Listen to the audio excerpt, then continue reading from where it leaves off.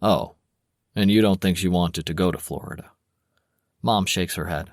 No, she would talk about it like it was something far, far, far in the future. The truth is, she didn't want to give up the restaurant. I think she envisioned herself still there, yelling at all the kitchen staff even when her grandchildren ran it. Wow, I say. Grandchildren. I'm way behind.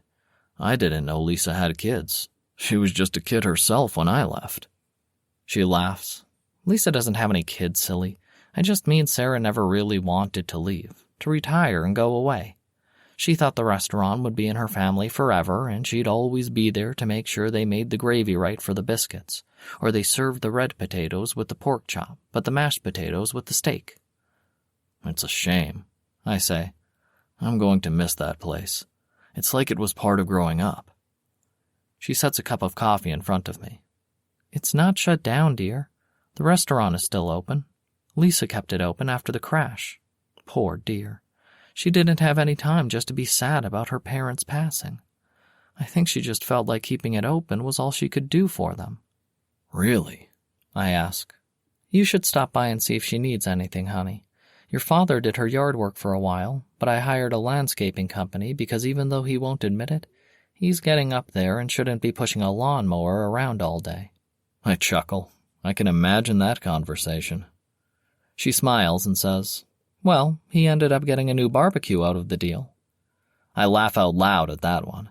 I can just imagine my father talking about it being a waste of money, and if they couldn't get the barbecue pit he wanted, how in the world can they afford landscapers?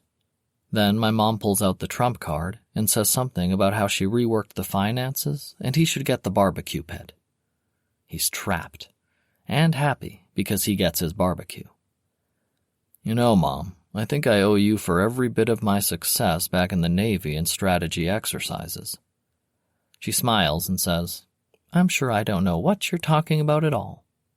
Okay, Mom, I say, but I'm not going anywhere, and I'm not getting up there. So I'll take over for the landscapers, and even when I move out, I'm not leaving town, so I'll take care of the yards, okay? I'll agree to that as long as you promise not to move out for at least 6 months.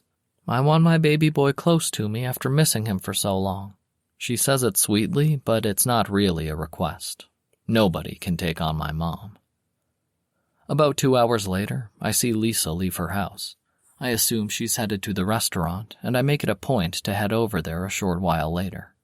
I play it cool when I get there, telling the hostess I need a table for one.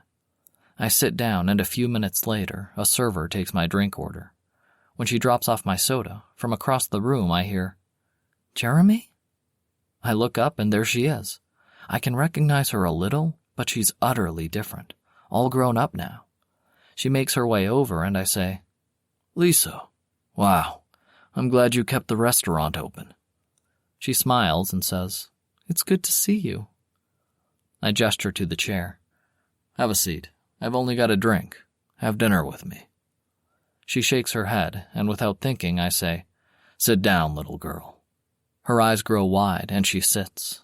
I say more softly and a little embarrassed about calling her little girl. I mean, you own the place. You can sit down and eat.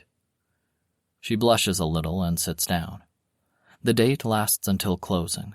We talk about growing up, and we skirt around the issue of little girl. We never talk directly about the lifestyle, and I don't know that she actually knows the significance of me calling her that. What I do know is that she's absolutely wonderful, and I'm taken by how much I feel smitten by her. She's not only beautiful, but she's very smart, very sweet, and even though it's way too early to say something like this, she has a good head on her shoulders. When it's clear her employees are a little restless, I stand and say, Do you need to close up? She shakes her head. They've got it. Well then, I say, let me take you home. She smiles and says, How about you follow me home? That way my car is where it belongs. Deal. I follow her home and make sure to hurry to her front door, so I'm there before she can touch the door.